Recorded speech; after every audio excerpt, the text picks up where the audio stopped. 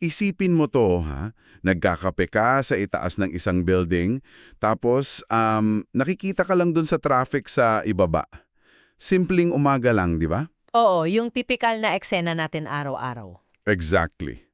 Pero, para dun sa source material natin ngayon, yung nakikita niya sa ibaba ay hindi lang mga sasakyan na nag-uunahan. Para sa kanya, isa itong buhay, humihinga, at parang napakalaking makina ng pangingikil. Grabe, ang bigat agad niyan para sa isang umaga, ah. Totoo. At umaabot yan mula sa, alam mo yun, sa pawisang nagtitinda ng barbecue dyan sa kanto, hanggang sa trilyon-trilyong budget sa pinakamataas na pwesto sa gobyerno natin. At yung makinaryang yan mismo yung sentro ng malalimang pagsusuri natin ngayon. Bale, hihimayin natin yung isang napaka-controversial na Facebook live broadcast mula kay Narciso Olalo noong Abril 4, 2026. Oo, yung live na yun, ang nakakagulat pa nga doon, bago siya mag-umpisa, nagsimula yun sa isang napaka-personal na emergency, na antala yung una niyang live stream kasi. May tumawag sa kanya, di ba? Oo, may tumawag mula sa Cebu.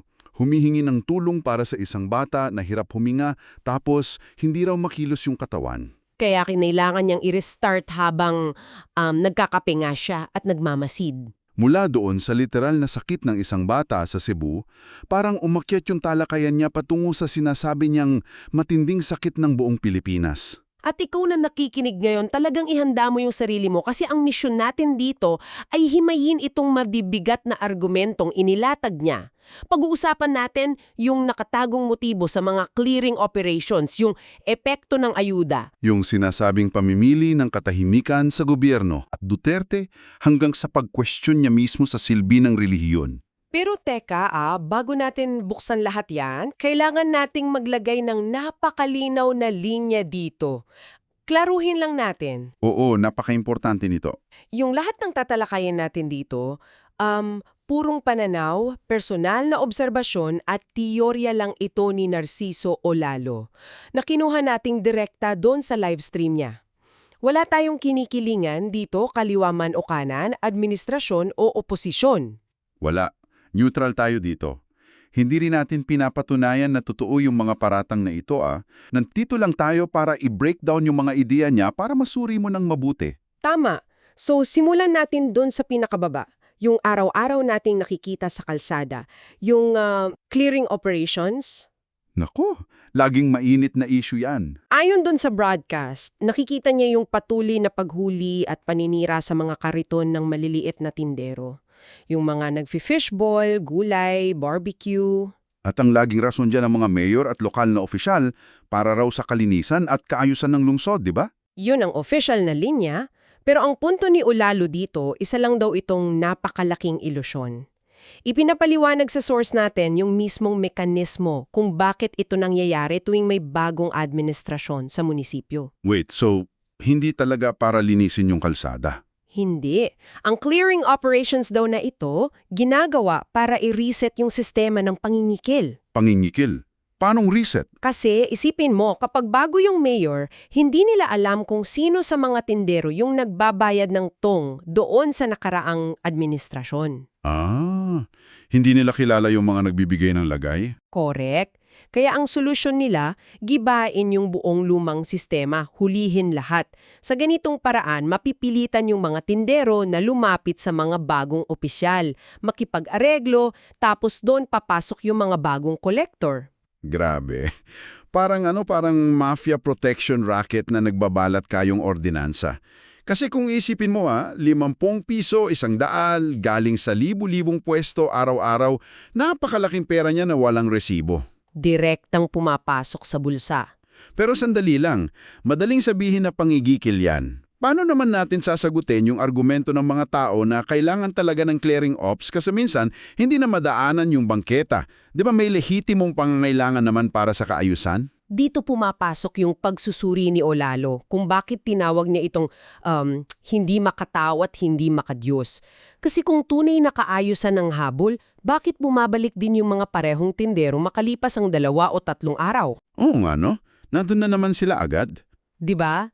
Bumalik sila hindi dahil maayos na yung bangketa, kundi dahil nakapagbayad na sila ng lagay. Ipinupunto dun sa broadcast na yung mga taong ito umutang pa ng puhunan para lang makabili ng bigas. Tapos, sisirain lang yung karito nila nang walang binibigay na tamang pwesto. Eksakto. Tinutulak mo sila sa pader. Ang choice na lang nila, mamatay sa gutom ang pamilya o kaya gumawa ng krimen para mabuhay. Kaya yung pinapatupad palang batas, hindi para protektahan ng publiko, kundi para protektahan yung pasok ng pera. At alam mo, yung sistemang yan, yung pagkontrol gamit yung takot at pangangailangan, hindi yan natatapos sa bangketa. Umaakyat yan hanggang sa nasyonal. Oo, pagdating sa national na level, parehong-pareho yung mekanismo. Pero sa halip na karito yung hino-hostage, yung mismong kaligtasan mo sa gutom ang ginagamit na panakot. At paano nila ginagawa yon? Sa pamamagitan ng ayuda. Ariang Tongo, patungo sa bilyon-bilyong pondo ng bayan. Inilatag sa source yung paratang na ginagamit umano ng Administrasyong Marcos at ng mga kongresista yung mga programa tulad ng AKAP at AICS. Para mamudmud ng tulong bago pa mag-eleksyon. Tama. At ang masaklap dito, yung sikolohiya niya. Pinapaniwala nila yung mga tao na yung pera ay galing sa sarili nilang bulsa kahit na galing naman talaga yan sa buwis ng bayan. Dito lumalabas yung malalang epekto ng dole outs. Tinuturuan nito yung mga tao na mawala ng inisyatiba. Isipin mo na lang ikaw na nakikinig, nakakatanggap ka ng 3,000, 5,000 o 10,000 buwan-buwan. Unti-unting mamamatay yung ambisyon mo. Oo, kasi sapat na sa iyo yung maghintay na lang ng grasya. At kung ikaw yung nasa posisyon ng isang pamilyang walang makain, tapos may nag-abot sa iyo ng 10,000 kapalit ng boto mo at katahimikan mo, matatanggihan mo ba yon? Mahirap. Lalo na kung sikmura ng anak mo yung nakataya. Para siyang hostage situation na hindi baril ang nakatutok sa iyo. Kung iba yung iboboto mo, baka mawala yung ayudang bumubuhay sa inyo. At yung dynamics na yan yung naglalarawan ng isang napakatibay na makina ng political patronage. At hindi lang sa botante nangyayari to ha, Pati sa itaas. pati sa itaas. Ipinapaliwanag sa source natin na may isang walang katapusang siklo dito. Ang presidente ang may hawak ng kapangyarihan na mag-approve ng budget para sa mga distrito. Kaya yung mga kongresista, Kailangan no lang kumapit. Ginamit nga niya yung salitang butike Kumakapit daw na parang mga butike sa kisame. ang galing nung metapora na yon. 'Di ba? Kasi yung kisame yung nagbibigay ng structure. Kung bibitaw sila at lalabanan nila yung nasa taas, hindi aaprubahan yung budget nila. Walang budget, walang ayuda. At pag walang ayuda, magagalit yung mga butanteng ginawa nilang dependent. Tapos matatanggal sila sa pwesto. Nakatali talaga lahat. Isang linya ng kontrol. Pero siguro naiisip mo ngayon habang nakikinig ka, kung ganito nakabulok at kalantad yung transaksyon, bakit tahimik yung mga institusyon na dapat nagbabantay? Asan yung Senado? Bakit walang kumikilos na militar o pulis? At bakit walang people power? Oo nga, bakit walang people power kung ganyan nakalala? Ang sagot na inilatag dyan ay isang salita lang. Pera. Biniling proteksyon. Grabe! Ayon doon sa matapang na aligasyon sa broadcast, nagpakamwala raw ang administrasyon ng limpak-limpak na pera sa halos lahat ng sangay ng gobyerno. Tahasang binanggit yung Senado, pinangalanan pa nga sina dating Senator Soto at Lacson. Pati ba yung Kongreso? Pati Kongreso, binanggit din si House Speaker Romualdez. At hindi nagtapos dyan, kasama raw pati militar at kapulisan. Kaya lumalabas sa naratibo ni Olalo yung mga sundalo at pulis na sumumpa na protektahan tayo, naging personal na protector na lang ng mga nasa puder kasi nabusog na sa pondo. Kaya daw nakakalusot yung mga bilyon-bilyong pisong ghost projects. Binigay niyang example yung sa flood control. Trilyon ang halaga, pero pag umulan, lubog pa rin sa baha ang Pilipinas. Walang nag-iimbestiga kasi walang kakagat sa kamay na nagpapakain sa kanila. Teka, dito rin pumasok yung isa sa pinaka-interesanting metapora niya, di ba? Yung tungkol sa paraan ng pagsasalita ng presidente. Oo, yung inihalin tulad niya sa isang bola na lumulundag. Ayun, yung pabagsak na bola. Pinaliwanag niya na kapag ibinagsak mo yung bola, yung unang lundag mataas at malakas. Pero habang tumaatalbog, paliit ng paliit, nawawala ng enerhiya. Hanggang sa mawala na ng direksyon. Ganito raw magsalita yung presidente. Magsisimula ng malinaw, tapos unti-unting mawawala ng connection yung mga sinasabi. Parang hindi na alam kung saan pupunta. At kinonekta niya ito doon sa aligasyon ng paggamit ng droga. At tinanong niya yung militar doon, 'di ba? Hindi ba kayo nahihiya na ganyan magsalita ang commander-in-chief ninyo? Tapos siya rin sumagot. Nananahimik sila kasi napatahimik na ng pondo. Pero teka lang kailangan natin tong himalin saglit. Ano yun? Kasi kung sinasabi niyang bayad na lahat Senado, militar, pulis, media, pati mga troll farms, paano pa natin malalaman yung totoo? Kung kontrolado na yung mismong nag-iimbestiga, hindi ba nawawalan na ng saysay maghanap ng katotohanan? At yan mismo yung trahedya ng tinatawag nating institutional capture. Kapag hawak na yung mga institusyon, nawawala yung mekanismo ng lipunan para itama yung sarili niya. Wala na yung checks and balances. Wala na.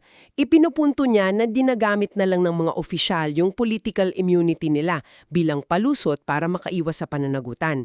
Halimbawa, yung pagtanggi umano sa hair follicle test na magpapatunay sana kung gumagamit ng droga o hindi. Sa normal na bansa kasi, kung wala kang tinatago, ikaw pa maglalabas ng ebidensya Pero dito, ginagamit daw yung batas para magtago.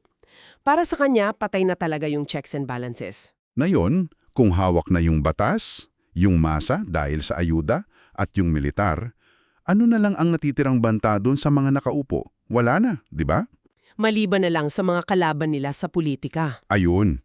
At dito iikot yung talakayan natin sa pinakamainit na isyu ngayon, yung banggaan ng mga Marcos at Duterte. Inilatag dito yung pananaw na lahat ng balitang nakikita natin tungkol sa mga Duterte ngayon, hindi daw ito patas na pagpapatupad ng batas.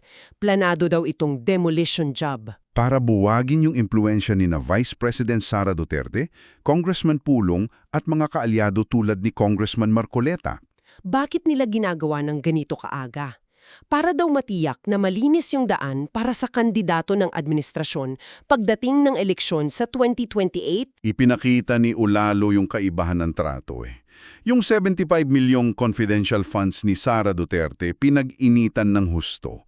Pero yung trilyong pisong budget sa flood control na literal na nilulunod yung mga tao. Hindi man lang maimbestigahan? Tapos kinumpara pa niya yung national doon sa sitwasyon sa Davao. Sabi niya, tingnan mo yung Davao. Malinis, walang utang yung lungsod, may libreng sakay, ang ganda ng infrastruktura. At nangyayari to kahit pinagkakaitan sila ng national budget kasi kalaban sila.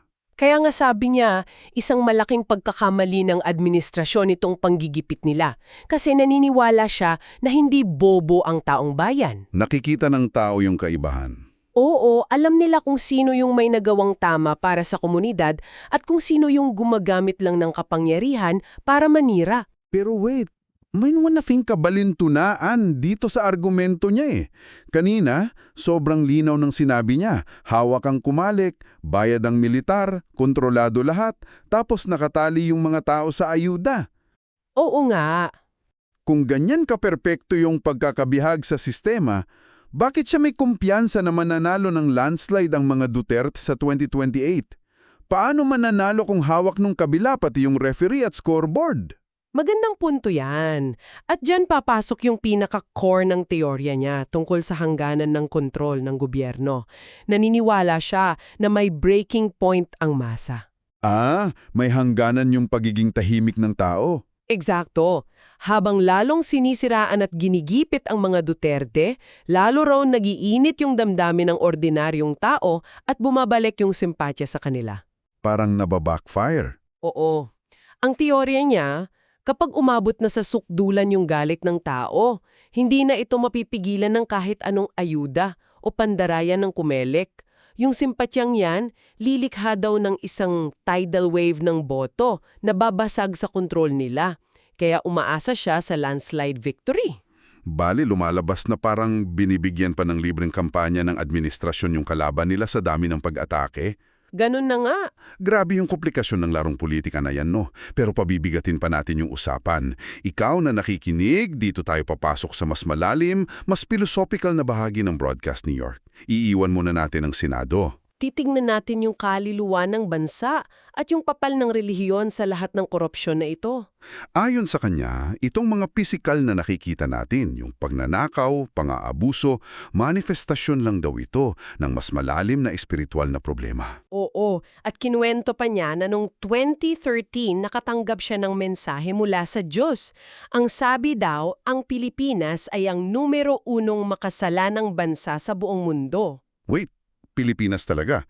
Kapag narinig mo yan, maisip mo, bakit Pilipinas? May mga bansa dyan na may patayan araw-araw, may genocide, pero tayo daw. Pinanindigan niya yan. At ang nakakagulat, hindi lang politiko yung tinira niya.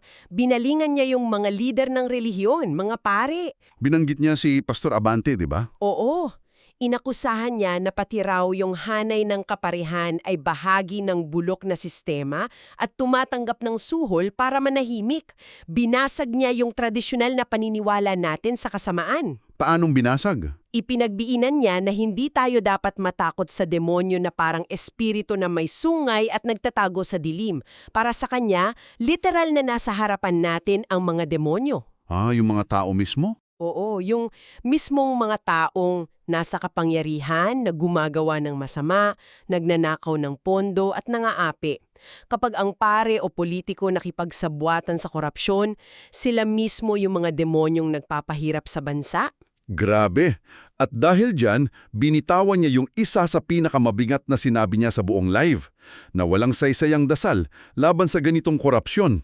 Yung metapora niya tungkol sa payong. Ayon, para sa kanya, ang dasal daw ay parang isang sirang payong sa gitna ng matinding bagyo. Napakagandang buksan yan. Kasi ang payong, di ba, pag nasa gitna ka ng ulan, nagbibigay yan ng ilusyon na ligtas ka, nakatayo ka sa ulan, hawak mo yung payong na butas-butas naman pala. Pero dahil may ginagawa ka, feeling mo protektado ka. Exactly. Kahit unti-unti ka nang binabasa ng ulan, ganyan daw yung dasal sa isang tiwaling lipunan. Ginagamit ng tao para i-comfort yung sarili nila, para isiping may nagagawa sila. Pero ilusyon lang pala na pumipigil sa kanila na gumawa ng totoong aksyon. Sabi nga niya, kung totoo raw na powerful yung dasal ng mga pare para ayusin ang gobyerno, edi sana matagal na tayong umunlad, di ba? Nakakalungkot na isipin pero ganyan yung pagkadismaya niya sa mga haligi ng lipunan.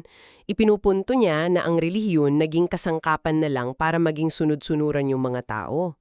Nakakanahihilis yung pananaw. So kung ang tao mismo yung demonyo, tapos yung dasal ilusyon lang, ano yung natitirang pag-asa daw? Wala, hanggat patuloy na tinatanggap ng ordinaryong Pilipino yung sistema. Yung pagtanggap mo ng ayuda kapalit ng boto o yung pagbabayad mo ng tong sa kanto, tayo mismo nagiging bahagi tayo ng kasamaan ito. Hindi na lang tayo biktima. Nagiging kasabwat tayo ng mga demonyong tinutukoy niya. Ay, grabe. Bago tayo tuluyang lamunin ng bigat ng mga usapan na to, balikan natin yung mahabang paglalakbay natin ngayon. Nagsimula tayo doon sa kanto, sa teorya na yung clearing operations ay para i-reset lang yung lagayan ng tong. Tapos, umakyat tayo sa national. Yung ayuda na ginagamit na psychological na posasa sa mga votante. Pinalakay din natin yung institutional capture na bayad na raw ang lahat kaya walang nag-iimbestiga sa mga bilyong pisong ghost projects. Hinarap natin yung kabalintunuan na sa kabila ng kontroladong sistema, naniniwala pa rin siyang mananalo yung mga Duterte dahil sa galit ng masa. Hanggang sa makarating tayo doon sa pilosopiya ni Ulalo, na tayo raw ang numero 1 makasalanang bansa kung saan literal na demonyo yung mga tiwali at ang relihiyon ay naging kasangkapan na lang. Isang huli at mariing paalala muli para sa iyo na nakikinig. Ang lahat ng ito ay pagsusuri lamang sa mga personal na opinyon at teorya ni Narciso Ulalo. Inilatag natin yung lohika niya ng patas at walang kinikilingan. Ang desisyon kung maniniwala ka o hindi, nasa mga kamay mo na yan. At para sa iyo na matigyak kang sumama sa amin hanggang dito sa dulo, mayroon lang akong gustong iwang kaisipan. Kanina, nagsimula tayo sa image nung nagkakape ka habang nakatingin sa traffic sa ibaba. Nakikita mo yung buong sistema na umaandar. Araw-araw yan. Kung tama yung inilatag na teorya na sadyang dinesenyo ang sistema para maging palaasa tayo sa ayuda at takot, saang punto ba eksaktong nagtatapos yung pagiging inosenteng biktima natin ng isang bulok na lipunan? At kailan nagsisimula yung pagiging aktibong kasabot natin dito? Kapag inabot na ba natin yung pera kasi kailangan nating kumain?